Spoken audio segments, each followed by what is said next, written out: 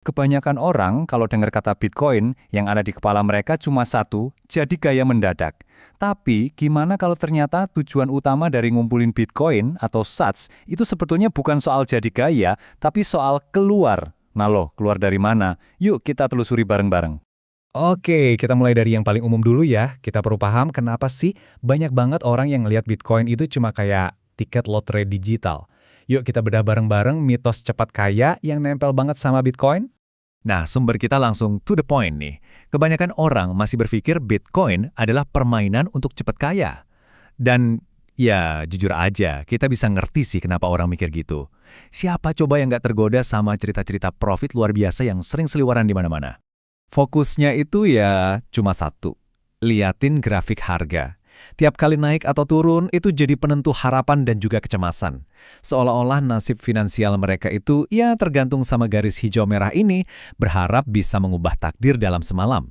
Terus tentu aja ada yang namanya hype. Udah deh, media sosial rame, berita di mana-mana, dan yang paling bahaya, FOMO alias takut ketinggalan. Emosi inilah yang sering banget bikin orang loncat aja masuk tanpa benar-benar ngerti mereka lagi nyemplung kemana. Dan yang terakhir, ini dia. Impian soal moonshots. Fantasi buat dapat untung gede-gedean yang bisa ngubah hidup. Ini narasi yang paling laku dijual. Beli pas murah, jual pas tinggi banget, dan semua masalah keuangan beres. Daya tariknya emang kuat banget. Tapi, lucunya di sini, justru karena terlalu fokus ke harga, ke hype, dan ke moonshots, mereka malah kelewatan sama inti sebenarnya. Ada pintu lain yang mereka nggak lihat, gambaran yang jauh lebih besar dan, jujur aja, jauh lebih penting. Oke, sekarang kita geser dari mitos ke poin utamanya. Tujuan sebenarnya itu bukan buat jadi lebih kaya di dalam sistem yang ada, tapi buat keluar dari sistem itu sendiri. Ini benar-benar cara pandang baru soal apa itu kekayaan. Nah, ini dia kalimat kuncinya. Karena menumpuk sats bukan tentang menjadi kaya. Ini tentang keluar. Coba deh, renungin sebentar. Ini bukan lagi soal ngumpulin rupiah atau dolar, tapi soal ngedapetin kembali sesuatu yang jauh, jauh lebih berharga. Kedaulatan. Coba kita bandingin deh, biar jelas. Di satu sisi ada mitos yang isinya cuma simbol-simbol luar. Lambo, untung ratusan juta, profit 100 kali lipat.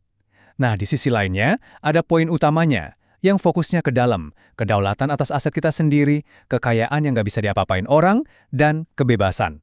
Ini bukan cuma dua tujuan yang beda, ini dua filosofi hidup yang bertolak belakang. Oke, jadi keluar tuh maksudnya apa sih? Keluar dari mana? Nah, untuk ngerti ini, kita harus lihat dulu sistem yang ya tanpa sadar ngejebak kita semua. Keluar itu artinya lepas dari roda hamster finansial modern. Tahu kan? Keluar dari lingkaran setan inflasi yang diam-diam ngabisin nilai tabungan kita, pajak yang makin gede, dan ketergantungan sama bank. Intinya, bebas dari sistem di mana kita butuh izin buat pakai uang kita sendiri dalam jumlah besar. Coba deh, pikirin pertanyaan ini baik-baik. Kita kan semua diajarin buat nabung, buat main aman di sistem keuangan yang ada. Tapi, gimana kalau semua usaha nabung kita itu sebenarnya cuma kayak nunggu antrian buat dikuras pelan-pelan sama kekuatan yang nggak bisa kita kontrol? Efek sistem fiat ini tuh lebih dalam dari sekedar isi dompet loh. Dia ngerusak ketenangan pikiran kita, maksa kita bikin keputusan karena takut, dan yang paling parah, ngerusak preferensi waktu kita.